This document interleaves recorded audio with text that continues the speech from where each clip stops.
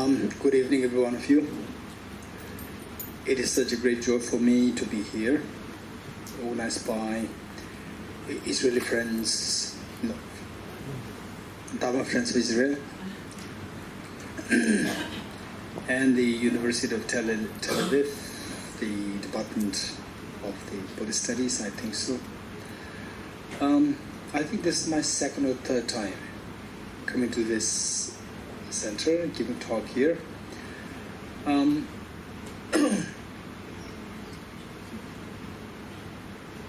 Oops, sorry, I got the wrong.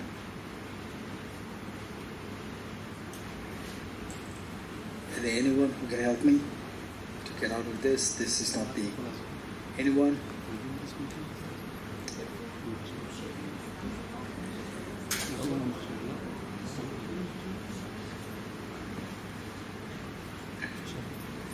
מישהו מבין מחשבים? ידע קצת מתסכונקים לחזור לתיקיות? לך תעזור. I think one person, yeah, this is one.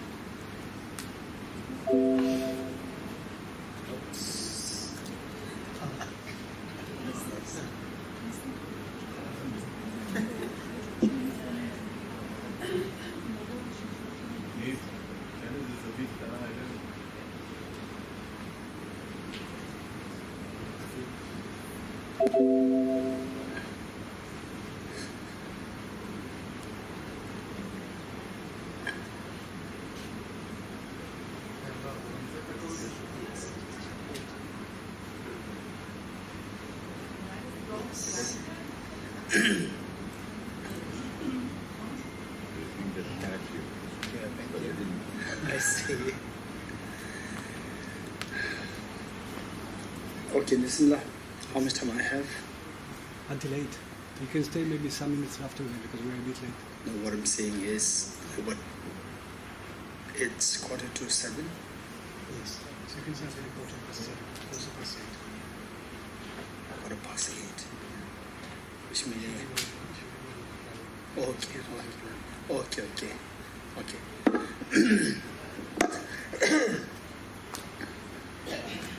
Thank you.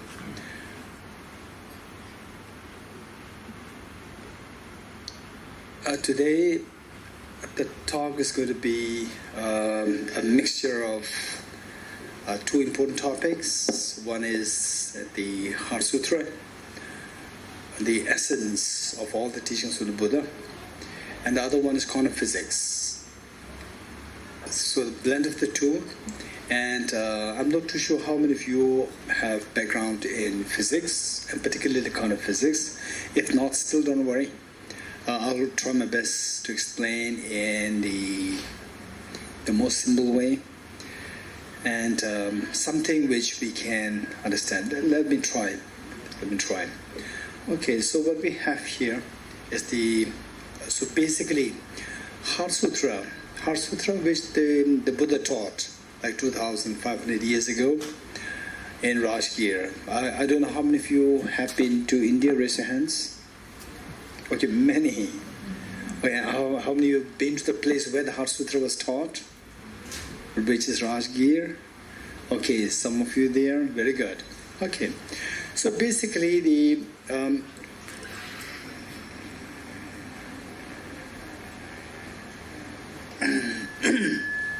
okay, so what we have here is the essence of the Heart Sutra. The Heart Sutra put in one line. Teyatha Gate Gate Para Gate Para Samgate Porasa. This is the essence. So you may be wondering as to what it means. So literally, to translate it literally, it simply means go beyond, go utterly beyond, and establish your ultimate happiness. So this is the meaning. And what is meant by go? Go, it is not external journey, it is a mental journey. Journey from the state of misery, state of sadness, state of confusion, to the state of happiness, to the state of fearlessness. This is the whole point. So with this in mind,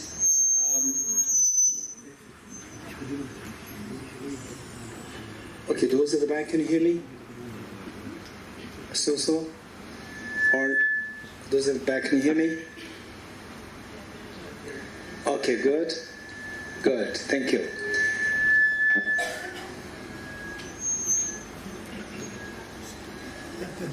Okay, can you hear me, those at the back? No? Those at the back, there, can you hear me? Good, I think. Okay, now? Can you hear me? Okay.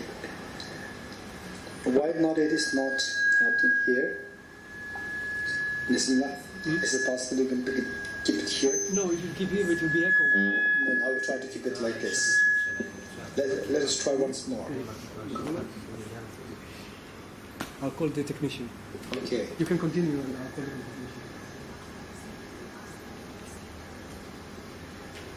technician. Okay. Can you hear me? Those at the back now. Very good. Okay, that's good enough.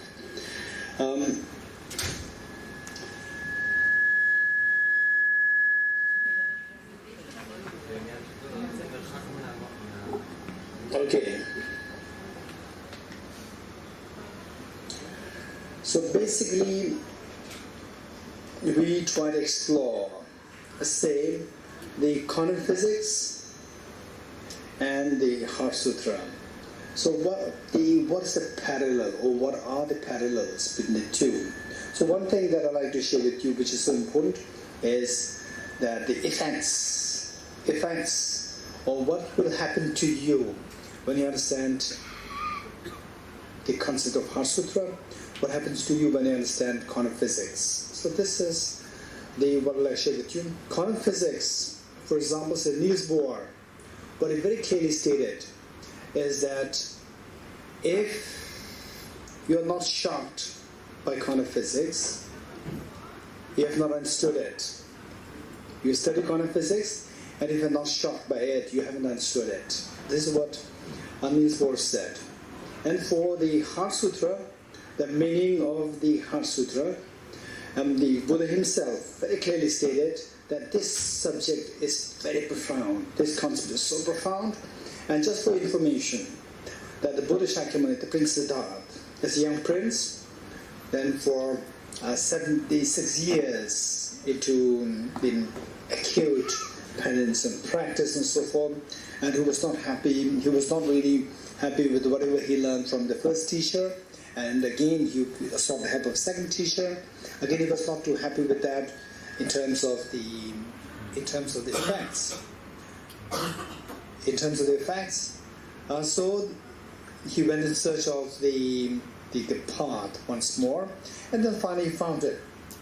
Once he found it, under the Bodhi tree, there. Those at the back, can you hear me? Okay. Then he was initially supposed to be sharing this wisdom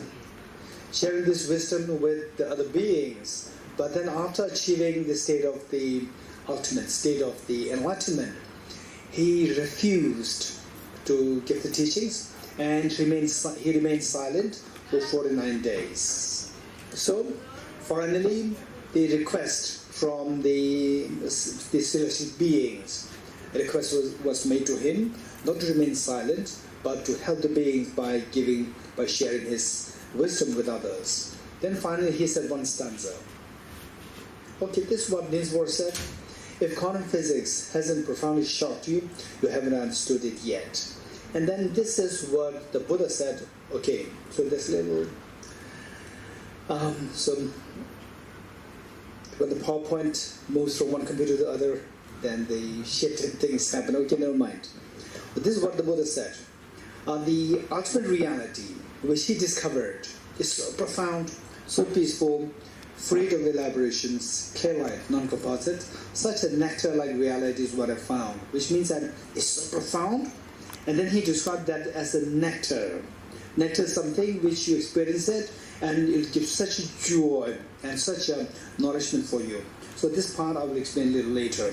So the first part is more like the reality, the profundity of this reality which he discovered. Finally, no one who can fathom this path. So he said that this is very difficult to unravel, to fathom this understanding. In silence, I'll retire with words. So this is what the Buddha said. So in other words, what I'm sharing with you is that while there's a great parallel between quantum physics, understanding quantum physics, and the Buddhist concept, the concept that you can see in Heart Sutra, which I'm going to share with you very quickly.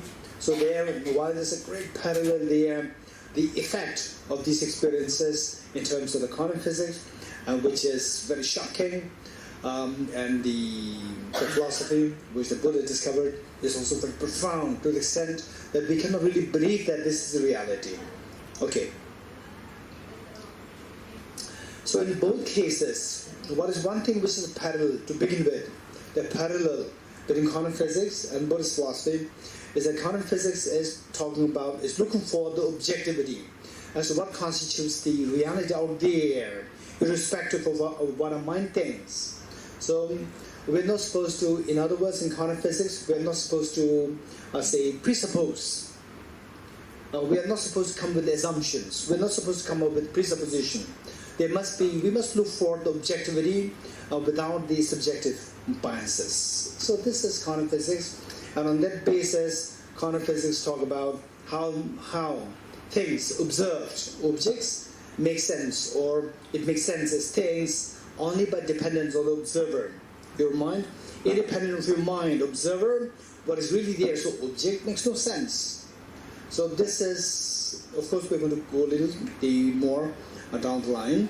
And then in the Buddhist philosophy, which the Buddha discovered, which he described as very profound, is that whenever we look at things, say the flower, yourself, your friends, and university, the weather, whatever you look at, we see things as so solidified, objectified there. So this, the Buddha said that this is not reality. The reality, objective reality, is that they're all coming from the subject, not really from the object. What the quantum physicists will say, they're all coming from the observer, not really from the observed. Observed makes sense only by dependence on the observer. Then the question is, what is the methodology? So how to get to this reality? How to get this reality? By believing in the Buddha or by believing in quantum physics? No. So this, the Buddha made it very clear. In fact,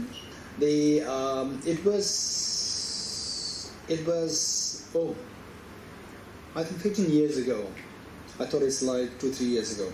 15 years ago, when I was in Cambridge, England, I met with one Israeli physicist, extremely brilliant physicist, amazingly brilliant. And I guarantee that most of us here will find it very difficult to talk to him. You talk to him, you say one line, and he will say that there's contradiction there. So it's so difficult to talk to him. So we started to have some exchange through a common friend, and then he said one thing, that in this world, only physics is education. And of course, we can expect him to say this because he's very strongly physics bent of mind. And he said, only physics in this world, only physics is education. Okay, how many of you are from education, according to him? Okay, one there. Any other? Hey, from physics background? 2. Okay, 3. Okay. So what he said is that in this world, only physics is education. Then I said, okay. So why? Then he said, because it is only physics which allows you to have a critical thinking. All others are imitation of the earlier teachers. This is what he said. Then I cited what the Buddha said. Just listen what the Buddha said. Just as the goldsmith tests the purity of the gold by cutting, rubbing and burning the gold, you should also examine my words and put them into practice, not simply because you respect me. And he remained silent for a few seconds.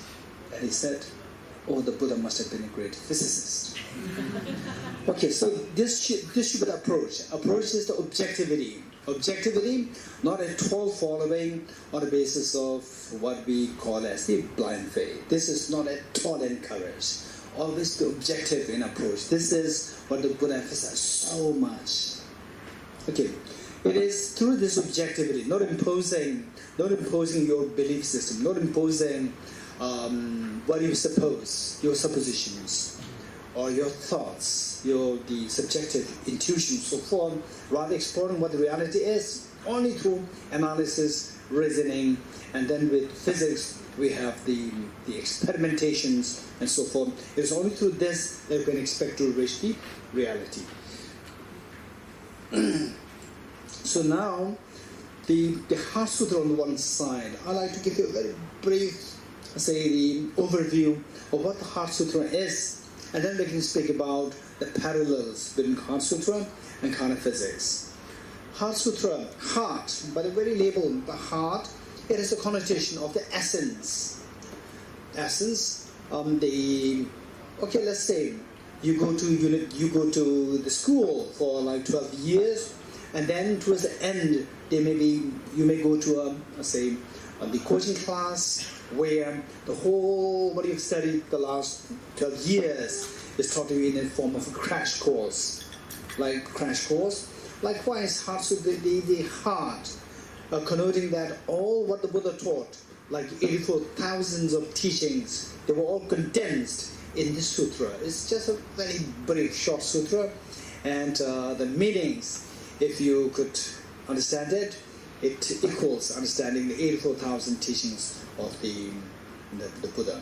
Okay, so basically the background of the Heart Sutra was that in this place, Rajgir, the Vulture's Peak, where the Buddha presided over this Heart Sutra, what he did was that he was presiding over the whole congregation, and then on one side there was Avalokiteshvara, the great enlightened being, the Bodhisattva of compassion, Avalokiteshvara, and his insight into the ultimate reality and practice and so forth is so profound. One side.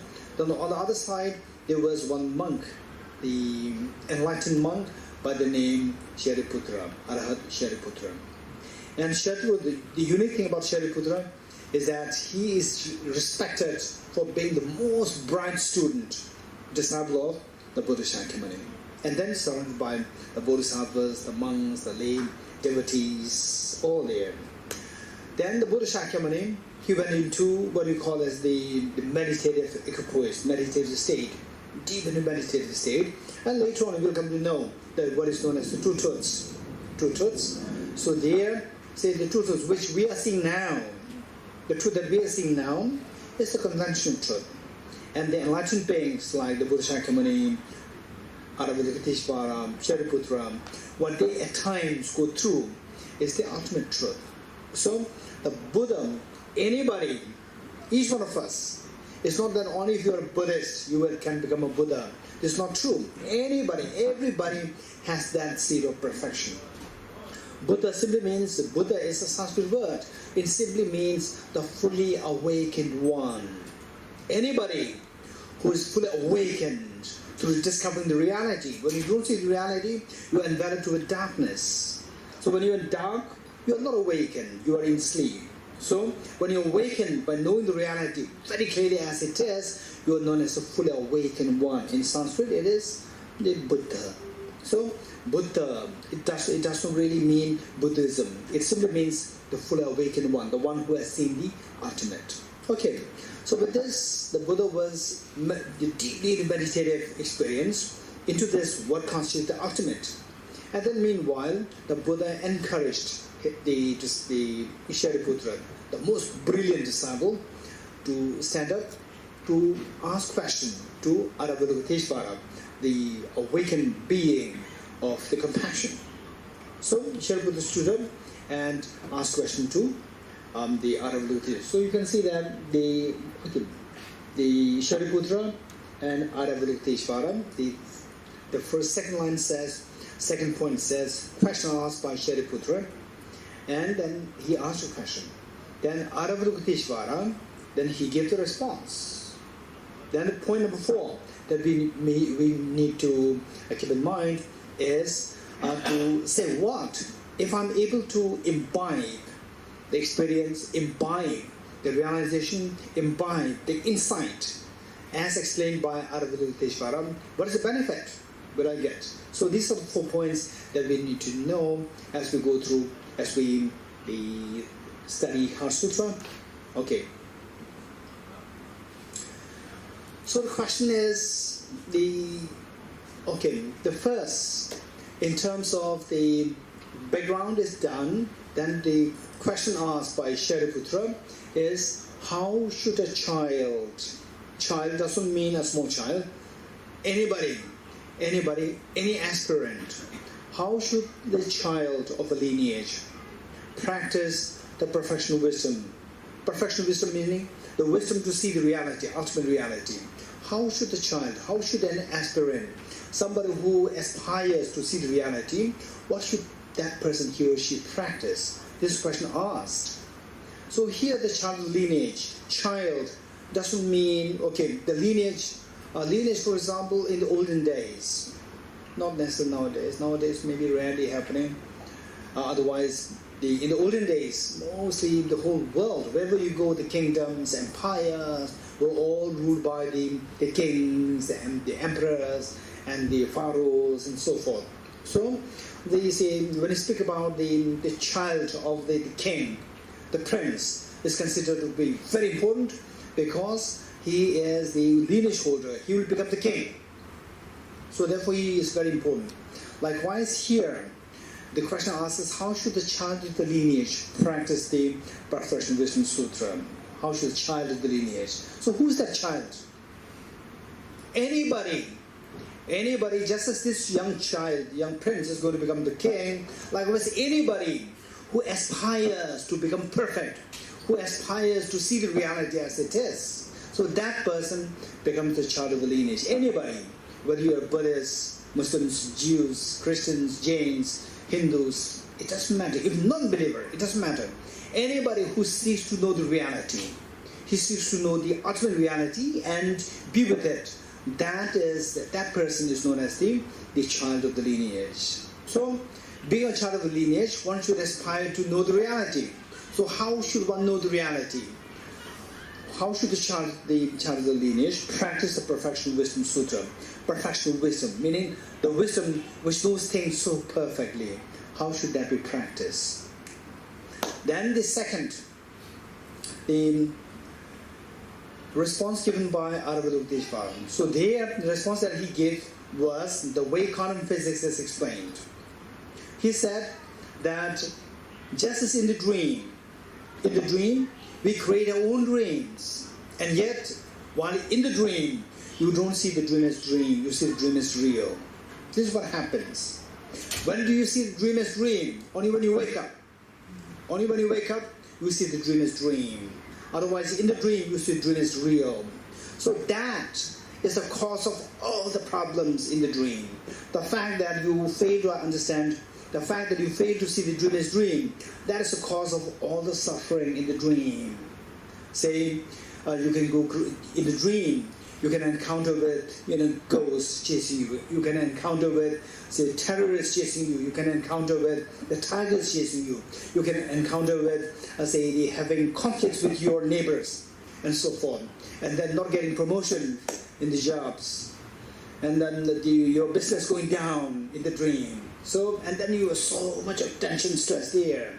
This is all because of the failure to see the dream as dream. So who is that person who's going to see that dream as not dream? Only the awakened one. The one who's awakened will realize that it was just my dream. It's all coming from my mind. Nothing's really from the object. So the moment you discover that, you then are freed.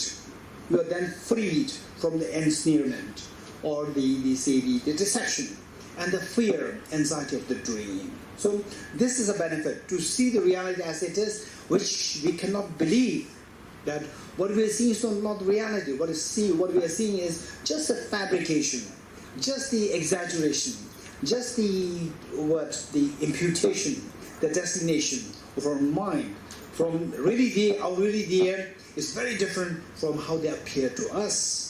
So the moment you realize that, it is like the person who is woken up from the sleep, and then you're free from just as you're free from the terrible nightmare of the dream, you're free from the nightmare of our existence. Okay. So for that matter, what exactly is out there? what exists out there, independent, irrespective of how we project, how we see things. For example, oftentimes, what happens is that, say, they can be two very good people, two very good persons, simply because of one's own projection, supposition of that person, our, say, wrong judgment. Then we tend to have clash. And then the moment somebody else bridges two of us so well, then you are so baffled to see that other person so kind, so good, not at all something nasty. So when you know the reality, then all these say the wrong impressions of the other person dissolves. So likewise, when you show the reality, you will be sharp to see that, okay, so all these problems that I'm going through is just unnecessarily created by own mind. For that matter, how to get there? To get there, what is very important is, okay, first let me go a little bit.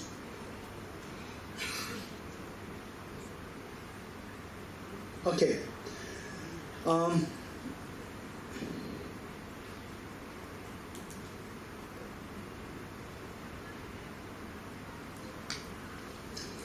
Okay, so quantum physics, of course I'm having a lot of discussion on quantum physics with my the physicist friend. Sometimes the same, I'm being updated on quantum physics through the physicist friend in Bangalore, Professor Dorji, and of course my other friends also, but he's the main one. So here, this is very interesting. The macrocosm and the microcosm of the universe. The how, I say how, you must have heard about the grand unified field theory. So which many of the scientists, including Albert Einstein, were trying to come up with a grand unified field theory, but could not. In other words, they're trying to bring quantum physics and the relativity theory. Relativity theory, which speaks about the macro world, the macrocosm, and the quantum physics speaking about the macrocosm, the macro world, a very tiny, on the tiny scale. So here, see the rules. In other words, the theories which govern the quantum physics. When you try to apply this to the macro world, it does not really work. And the theories related to the relativity theory, you apply this to the quantum physics, the macro world, it does not really work.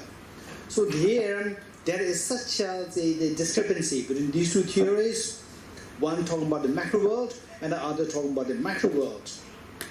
Interestingly, just recently, I was there for a conference. Which university is that? Some professors of the university, they come together and organize a very important the conference on the perspectives on the consciousness. So there was very heated debates going on between scientists, the contemplators, scholars, the philosophers. Very interesting debate, and debate was not solved. All because of this problem, macro and micro, macrocosm and a microcosm, trying to unify the two within the same framework of the perspective. So this is where the tension between the quantum physics and the relativity theory, and trying to bring them to and failing to do so, is all because of that. So the point is that in Heart Sutra, there's a very clear mention of the macro world and the micro world. In the parlance of Heart Sutra, it is the macro world referring to the conventional truth, and the micro world referring to the ultimate truth. Conventional truth and the ultimate, two truths of the same object.